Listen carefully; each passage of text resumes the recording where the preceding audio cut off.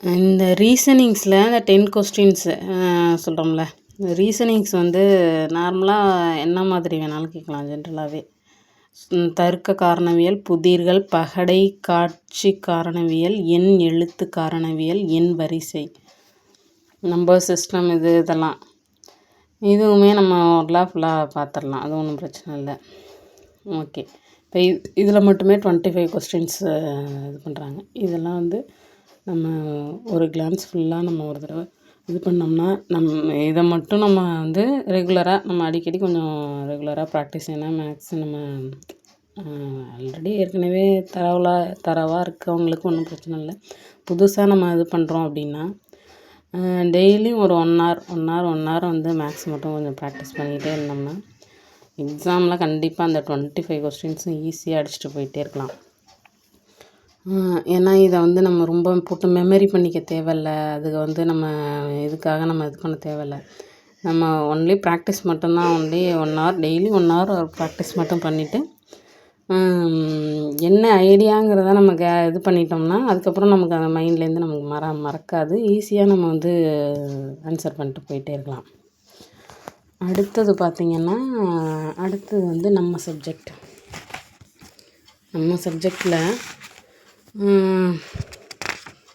அது இது இங்கிலீஷில் இருக்குது, தமிழில் சொல்கிறோம்.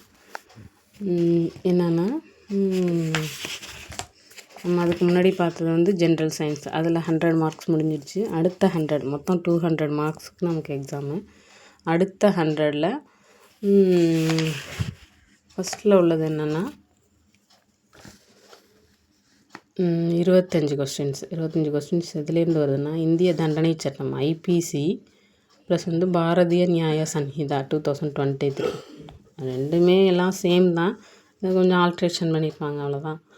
மற்றபடி அதில் உள்ள அமெண்ட்மெண்ட்ஸ் நம்ம கம்யூனல் அமெண்ட்மெண்ட் படிக்கிறோம்ல, அது எல்லாமே இது வரைக்கும் என்ன அமெண்ட்மெண்ட் வரைக்கும் எல்லாமே இது வரைக்கும் நம்ம பார்த்த எல்லாமே டில் டேட் வரைக்கும் என்ன அமெண்ட்மெண்ட் என்னென்ன வரைக்கும் இருக்கோ அது வரைக்கும் தான் நம்ம அப்டேட் பண்ணணும். இல்லை இது நான் 1860 இப்போ இது பண்ணது அந்த உள்ள டெக்ஸ்ட்டில் உள்ளது மட்டும் நம்ம பார்க்கக்கூடாது. லாஸ்ட் இப்போ வரைக்கும் உள்ள அமெண்ட்மெண்ட்ஸோடு நம்ம பார்க்கணும். இப்போ 25 கொஸ்டின்ஸ் இதில். அப்போ ஃபஸ்ட்டு நம்ம வந்து இது கவர் பண்ணலாம். ஏன்னா எதில் அதிகமான மார்க் இருக்கோ அதை நம்ம ஃபஸ்ட்டு கொஞ்சம் சீக்கிரம் நம்ம அதை முடிச்சுக்கலாம். அடுத்தது அழகு இதில் வந்து என்ன சொன்னாங்க, அது 25 கொஸ்டின்ஸ். அடுத்தது அதில் எது வருதுன்னா குற்றவியல் நடைமுறை சட்டம் 1973. அடுத்தது பாரதிய நாகரிக் சுரக்ஷா சன்ஹிதா சிஆர்பிசி இப்போ உள்ள அமெண்ட்மெண்ட்ஸு. இந்திய சாட்சிய சட்டம் எவிடன்ஸ் ஆக்ட்டு, அதோட இப்போ உள்ள கரண்ட் அமெண்ட்மெண்ட் ஆக்ட்ஸ் 2023. இது 4 சேர்த்து 25 கொஸ்டின்ஸு. இதுவும் ஆல்ரெடி நம்ம படிச்சிருப்போம். அது நம்ம ஓவராலாக நம்ம இது பண்ணிக்கலாம். இதில் மொத்தம் 4 இதையும் சேர்த்து 25 மார்க் நமக்கு. அடுத்தது அரசியலமைப்பு சட்டம் கான்ஸ்டியூஷனில் மட்டும் 25 கொஸ்டினானா இல்லை, கிடையாது. கான்ஸ்டியூஷனில் லிமிட்டட் தான். கான்ஸ்டியூஷனில் அமெண்ட்மெண்ட் இப்போ வரைக்கும் உள்ள அமெண்ட்மெண்ட்டு என்னென்னா அதில் என்னென்னா முகப்புரை, ப்ரியாம்பிள், அடிப்படை உரிமைகள், அரசு வழிகாட்டு நெறிமுறை கொள்கைகள், அடிப்படை கடமைகள், உச்ச நீதிமன்றம் மற்றும் உயர்நீதிமன்றங்களின் நீதி பேரணைகள் ரிட்ஸ். இது ப்ளஸ் வந்து மனித உரிமைகள் பாதுகாப்பு சட்டம் 1993 4 வரை, ஹியூமன் ரைட்ஸ் ஆக்ட்டு, இலவச சட்ட உதவி மையம், இலவச சட்டப்பணி ஆணையங்கள், லீகல் எய்டு 1987 ப்ளஸ் உரிமையியல் நடைமுறை சட்டம் 1908. இதுலேயும் சிபிசிலையும் இதுலேயும் ஃபுல்லாக கிடையாது, இதில் லிமிட்டடு தான். செக்ஷன் 9 உரிமையியல் நீதிமன்றங்களின் அதிகார வரம்புகள், செக்ஷன் 10, அதுபோல் section 11, order 7, order 8, order 27, section 79, section 80, order 14, அப்புறம் செக்ஷன்ஸ் வந்து 149லேருந்து 151 வரைக்கும். அடுத்தது செக்ஷன் 148E.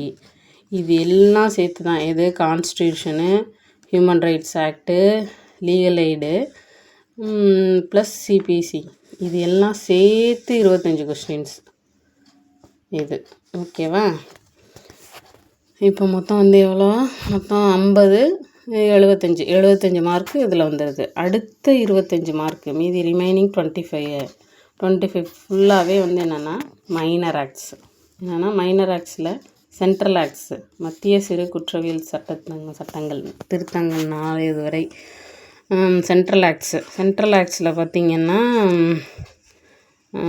18 அதுக்கப்புறம் 37 வரைக்கும் இருக்குது. சிகரெட்டு மற்றும் புகையிலை பொருட்கள் விளம்பரம் தடை சட்டம் 37 act central act plus state act. Tamil Nadu state act வந்து சிட்டி போலீஸ் ஆக்ட்லேருந்து 17 ஆக்ட்ஸ் வரைக்கும். இதில் ஒரு 17 ஆக்ட்ஸு, அதில் 37, இதில் 17 ஆக்ட்ஸ். இது எல்லாம் சேர்த்து தான், இது எல்லாமே சேர்த்து 25 மார்க்ஸு. இதெல்லாம் சேர்த்து 25 மார்க்ஸு. இதுவும் ஈஸி தான், ஒன்றும் பிரச்சனை இல்லை. இதில் இதெல்லாம் முக்கியமானதும் நம்ம அதை பார்க்கலாம். மைனர் ஆக்ட்ஸ் ஐயோ நிறையா இருக்குது, இது படிக்கிறது கஷ்டம் அப்படிங்கிற மாதிரிலாம் நம்ம யோசிக்கவே வேண்டியதில்லை. முடிஞ்ச வரைக்கும் மைனர் ஆக்ட்ஸ் எல்லாத்தையுமே நம்ம கவர் பண்ணுவோம். இதில் 25 மார்க்ஸு. இப்போ நம்ம என்ன பிளான் பண்ணிக்கணுன்னா, எதெல்லாம் நம்ம ஆல்ரெடி முடிச்சிருக்கோம் அப்படிங்கிற மாதிரி நம்ம வந்து அதில் ஒரு இது இருக்கணும். ஏற்கனவே முடிச்சிருக்கோம் அப்படின்னா அதில் ஒரு ஐடியா வச்சுட்டு நம்ம அந்த படித்ததை ஒரு தடவை ரிவைஸ் பண்ணிவிட்டு நம்ம அடுத்தடுத்தது படிக்கிறதுக்கு ஸ்டார்ட் பண்ணலாம்.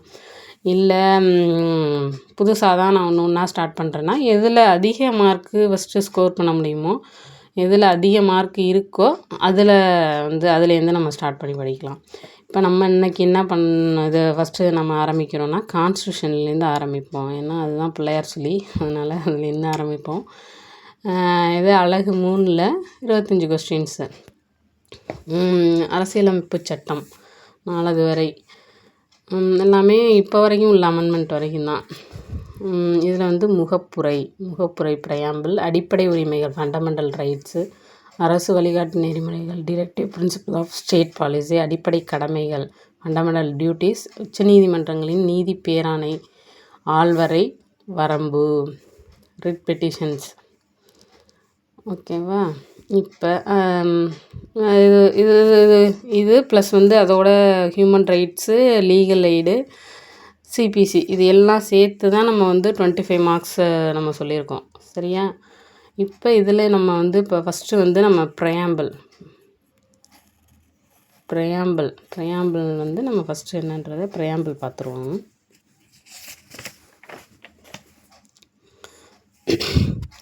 முகப்புரைனா என்ன? கான்ஸ்டியூஷனில் முகப்புரைனா என்ன?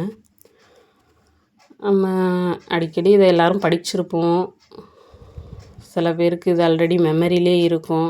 முகப்புரைன்னு சொன்னோடனே ஃபஸ்ட் லைன்லேருந்து லாஸ்ட் லைன் வரைக்கும் சொல்கிறவங்களும் இருக்காங்க. அது முகப்புரையை படிக்காமல் இது பண்ணுறவங்களும் இருக்காங்க. என்ன மாதிரி அவங்கவுங்க என்ன மாதிரி பண்ணியிருக்காங்கங்கிறது நமக்கு அது ஐடியான்றது அது அவங்கவுங்களோடது. ஆனால் ஜென்ரலாக நம்ம வந்து கான்ஸ்டியூஷனில் முகப்புரையை நம்ம மெமரியில் வச்சுக்கணும். அட்வொகேட்டு இல்லை லா ஸ்டூடெண்ட் நம்ம வந்து, ஏன்னா இது முகப்புரை வந்து ரொம்ப இம்பார்ட்டண்ட்டான, ஏன்னா இது கான்ஸ்டியூஷனுக்கே இதுதான் வந்து ஃபஸ்ட்டு ரொம்ப முக்கியமான ஒரு விஷயமா அதில் கொண்டு வராங்க. இது வந்து கான்ஸ்டியூஷனில் இதை வந்து வரைவுக்குழு கமிட்டி தான் இதை எழுதுனுச்சா, அதாவது டாக்டர் அம்பேத்கர் அவரோட தலைமையில் தானே இந்த கான்ஸ்டியூஷனே அவங்க வந்து ரைட் பண்ணி இது பண்ணி கொண்டு வராங்க. அவர் இதை எழுதினாரா அப்படின்னா இது கிடையாது. அவர் மற்றதெல்லாம் எழுதியிருக்காரு, ஆனால் இது அவர் எழுதுனது கிடையாது. அதனால் இது யார் கொண்டு வந்தது, எதுக்காக கொண்டு வந்தாங்கங்கிறத நம்ம பின்னாடி பார்ப்போம். ஃபஸ்ட்டு முகப்புரைனா என்ன அப்படிங்கிறத பார்த்துருவோம். முகப்புரைனா என்னென்னா, இறையாண்மை கொண்ட சமதர்ம சமய சார்பற்ற மக்களாட்சி குடியரசை அமைத்திட உறுதி பூண்ட இந்திய மக்களாகிய நாம் அனைத்து குடிமக்களும் சமூக, பொருளாதார, அரசியல், நீதி எண்ணத்தில், வெளிப்படுத்துதலில், நம்பிக்கையில், பற்றுறுதியில், வழிபடுதலில் சுதந்திரம். தகுநிலையிலும் வாய்ப்புரிமையிலும் சமநிலை பெறவும், அதை அவர்கள் யாவரிடத்தும் மேம்படுத்தவும், தனிநபர் கண்ணியம் மற்றும் நாட்டின் ஒற்றுமை மற்றும் ஒருமைப்பாடு கொண்ட சகோதரத்துவம் பெற்றிட உறுதி செய்து இந்த 1949ஆம் ஆண்டு நவம்பர் மாதம் 26ஆம் நாள் நமது அரசமைப்பு அவையில் இந்த அரசமைப்புச் சட்டத்தை இயற்றி நமக்கு நாமே வழங்குகிறோம். அதாவது நம்மளே ஒரு சட்டத்தை இயற்றி நமக்காக ஒரு சட்டம், நம்மளை வழி நடத்திக்கிறதுக்கு நமக்கே ஒரு சட்டம் அப்படி எழுதி நமக்காக இது எழுதி கொண்டு வரப்பட்டது. அதனால் இதோட முகப்புரை வந்து இந்த மாதிரி, ஏன்னா நமக்காக நம்மளே இயற்றி நம்ம இந்த மாதிரி இதை எல்லாத்தையும் ஃபாலோ பண்ணி நம்ம இது பண்ணி நடந்துக்கிறோம் அப்படிங்கிற மாதிரி நம்ம ஒரு அதாவது உறுதிமொழி கொடுக்குறோம்ல, அந்த மாதிரியான ஒரு விஷயமா இதை கொண்டு சொல்கிறாங்க. இதில் வந்து இப்போ எந்த 1949 நவம்பர் 26 தான் இதை வந்து அரசமைப்பு அவையில் சொல்லி அதை வந்து எல்லோரும் ஓகே ஏற்றுட்டு அதை கான்ஸ்டியூஷனை ஓகே நம்ம இதை எல்லோரும் சேர்ந்து ஏற்றுக்கிறாங்க. இந்த சட்டத்தை ஏற்றி நமக்காக நம்மளே இது பண்ணி வாங்குகிறோம் அப்படின்ட்டு. இப்போ இது தமிழில் வந்து இது எல்லாருக்கும் தமிழில் புரியணுங்கிறதுக்காக இது தமிழ்னே சொல்லியிருக்கேன். ப்ளஸ் வந்து ப்ரையாம்பிள் இங்கிலீஷில் நம்ம நார்மலாக we the people of India நார்மலாக இது வந்து டிராஃப்ட் பண்ணது இங்கிலீஷில் தான், கான்ஸ்டியூஷன் டிராஃப்ட் பண்ணது இங்கிலீஷில் தான் பண்ணியிருக்காங்க. அதுக்கப்புறம் அவங்கவுங்க மொழியில் அவங்கவுங்க ட்ரான்ஸ்லேட் பண்ணி அவங்கவுங்க எடுத்துக்கிறாங்க. நம்ம வந்து நம்ம மொழியில் தமிழில் நம்ம இது பண்ணிக்கிறோம். அது மாதிரி ஹிந்தியில், அது மாதிரி ஒவ்வொரு லாங்குவேஜ்லேயுமே அவங்கவுங்க வந்து அதை ட்ரான்ஸ்லேட் பண்ணிக்கிறாங்க. ஆனால் ஒரிஜினல் டெக்ஸ்ட் என்னென்னா ஒன்லி இங்கிலீஷ் தான். லா எல்லாமே வந்து நார்மலாக எல்லாமே ஒரிஜினல் இங்கிலீஷ் டெக்ஸ்ட் தான். அதுவும் constitution full and full English text தான். நான் இங்கிலீஷ் ஒரிஜினல் டெக்ஸ்ட்டில் உள்ள இதை வந்து நம்ம அதோட கம்பேர் பண்ணி தான் படிக்கணும். இங்கிலீஷ் வந்து ஒரு பெரிய விஷயமே கிடையாது. இங்கிலீஷ் கஷ்டங்கிறது இதில் ஒன்றுமே கிடையாது. நீங்கள் வந்து புரியல அப்படிங்கிறப்ப நீங்கள் ரெண்டையுமே வச்சுட்டு எப்போவுமே வந்து இங்கிலீஷ் தமிழ் ரெண்டையுமே வச்சுட்டு நீங்கள் கம்பேர் பண்ணி படிங்க. இதில் சொல்லியிருக்க விஷயந்தான் இதில் சொல்லியிருக்காங்க. அதில் ஏதாவது ஒரு வார்த்தைகளோ ஏதோ ஒன்று மிஸ் பண்ணியிருந்தா கூட நீங்கள் அதோட மீனிங்கை நீங்கள் ஈஸியாக கண்டுபிடிச்சி நீங்கள் அதோட ஆட் பண்ணிக்கலாம். ஏன்னா இங்கிலீஷில் உள்ளது தான். இப்போ நீங்கள் ஆன்சர் கீ எது கொடுக்குறதா இருந்தாலும் இங்கிலீஷில் என்ன வேர்ட்ஸ் கொடுக்குறாங்களோ அதுதான் வந்து ஒரிஜினலாக கரெக்டாக பின்னாடி அவங்க ஆன்சருக்கு சொல்லுவாங்க. தமிழில் ஏதாவது வார்த்தை கூட விட்டு கூட அவங்க சொல்லலாம். ஏன்னா ட்ரான்ஸ்லேட் பண்ணுறதுல சில இதில் ஏதாவது ஒரு இதை விட்டுட்டோ இல்லை ஏதாவது மிஸ் பண்ணியிருக்கலாம். அதனால் எப்போவுமே தமிழ் இங்கிலீஷ் ரெண்டையுமே நீங்கள் கம்பேர் பண்ணியே படிங்க. Having solemnly resolved to constitute India into a sovereign, socialist, secular, democratic republic and to secure to all its citizens justice, social, economic and political. இதில் எல்லாம் ஜஸ்டிஸ் இருக்கணும், நீதி சோசியலில் இருக்கணும், எக்கனாமிக்கில் இருக்கணும், அண்ட் பொலிட்டிக்கலில் இருக்கணும். லிபர்ட்டி எதில் இருக்கணும் அப்படின்னா liberty of thoughts, liberty of expression, belief, faith and worship, இது எல்லாத்துலேயுமே லிபர்ட்டி இருக்கணும் அப்படின்றாங்க. ஈக்குவாலிட்டி ஆஃப் ஸ்டேட்டஸ், நிலை, அண்ட் ஆப்பர்ச்சுனிட்டி, வாய்ப்பு, and to promote among them all, எல்லாருக்குமே அது கிடைக்கணும். Fraternity, assuring